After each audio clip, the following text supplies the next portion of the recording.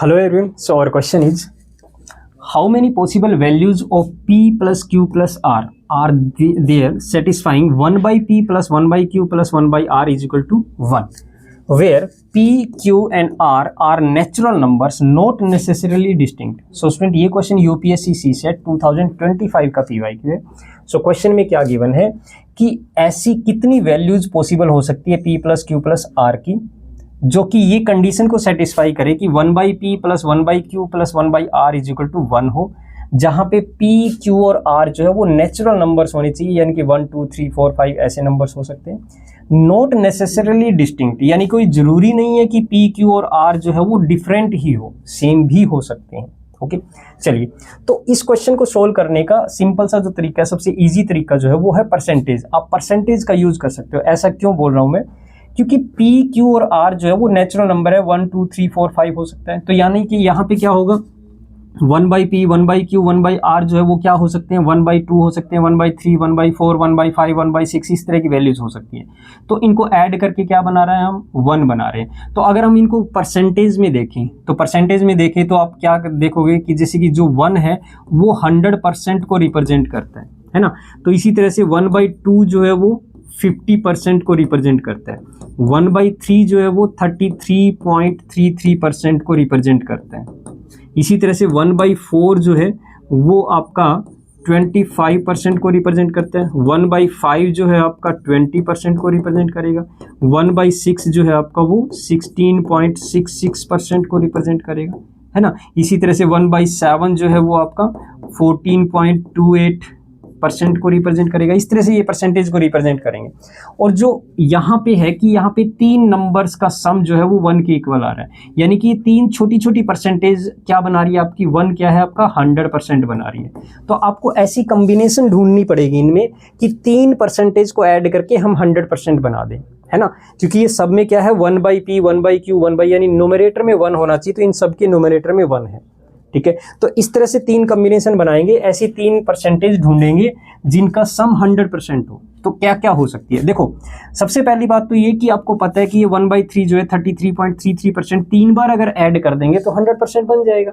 और यहाँ पे ये भी दे रखा है कि कोई जरूरी नहीं है डिस्टिंक्ट हो, तो सेम भी हो सकती है. कहने का मतलब ये है कि पहला जो केस है, पहली जो पॉसिबिलिटी बन रही है वो बन रही है 33.33% प्लस 33.33% प्लस 33.33%, ये हम बन रहा है 100%.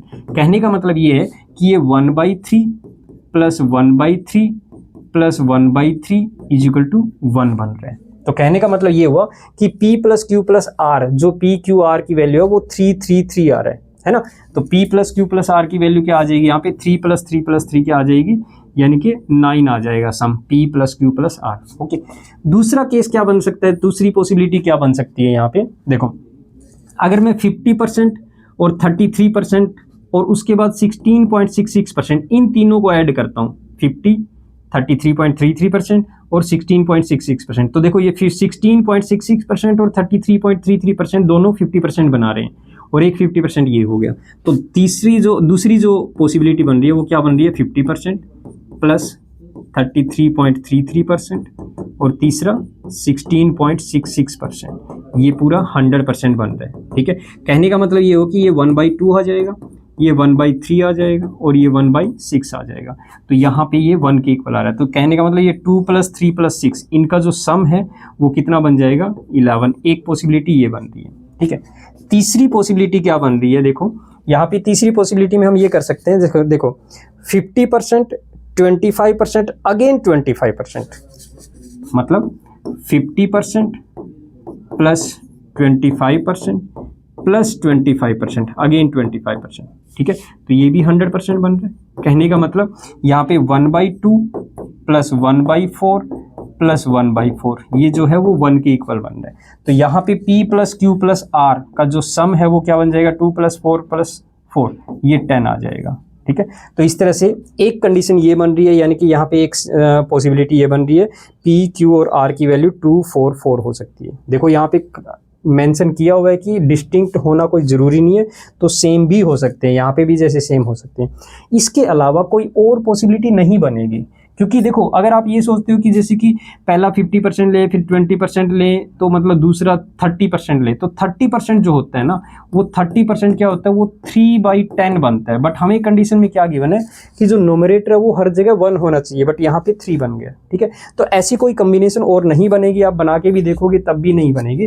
तो आपका जो आंसर है वो क्या आ जाएगा, आपके पास 3 पॉसिबिलिटी बन रही है, 1 2 3 ये तरह की 3 पॉसिबिलिटी बन रही है। So option C is your correct answer. Okay student, I hope आपको ये क्वेश्चन अच्छे से क्लियर हो गया होगा। Thank you.